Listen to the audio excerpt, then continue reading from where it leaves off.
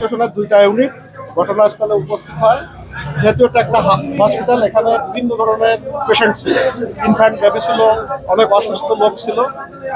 এই পরিস্থিতি বিবেচনা করে আমরা আমাদের পার্শ্ববর্তী আর 4টা ইউনিটকে খবর দিয়ে আমরা প্রায়োরিটি ভিত্তিতে হসপিটালে যে সমস্ত লোকজন আটকা ছিল তাদেরকে আগে রেস্কিউ করে আশপাশে যে সমস্ত হসপিটালগুলো আছে সেখানে প্রেরণ করি। আগুন এখন আমাদের সম্পূর্ণ নিয়ন্ত্রণে, তবে এখন আমাদের সার্চের কাজ চলমান আছে। এই চলমান কাজ শেষ হলে আসলে বিস্তারিত ব্রিফিং করা যাবে। আমি সাইফুজ্জামান, সহকারী পরিচালক, সাতক্ষীরা। আগুন লাগার কারণ আমরা অনুমান 12:30টার দিকে সংবাদ পাই যে ব্লিস হসপিটালে আগুন লেগেছে। এই সংবাদ শুনে আমরা দ্রুত আমাদের থানা পুলিশ এবং আমাদের জেলা পুলিশের টিম আমরা ঘটনাস্থলে ছুটে আসি। পরবর্তীতে আমরাই ফায়ার সার্ভিসকে খবর দিয়েছি। ফায়ার সার্ভিসেরও একাধিক টিম ছুটে আসে। পরবর্তীতে বিজিবির টিমও আসে।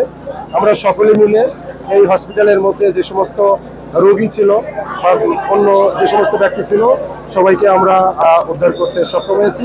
এবং তো আমাদের জানা মতে মানে হতাহতের সঠিক কোনো পরিসংখ্যান আমি এই মুহূর্তে দিতে পারতেছি না।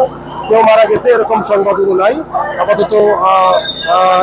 এ পর্যন্ত বলতে পারি যে আমরা ভালোভাবে যাদেরকে উদ্ধার করে আমাদের পার্শ্ববর্তী সদর হাসপাতাল এবং মেডিকেল কলেজে আমরা প্রেরণ করেছি। বর্তমানে আগুন নিয়ন্ত্রণে আছে, ভিতরে আর কোনো আগুন নাই। আমরা এই পর্যায়ে প্রায় উদ্ধার কাজ শেষেরই পথে। কোনো হতাহতের সংবাদ আমরা পাই নাই। এই আগুনের সূত্রপাত বা আগুন সংক্রান্ত যে বিষয়গুলো আছে এগুলো আমাদের ফায়ার সার্ভিসের কর্মকর্তারা এখানে আছেন, ওনারা বিস্তারিত আপনাদেরকে পরে ব্রিফ করবেন। ধন্যবাদ।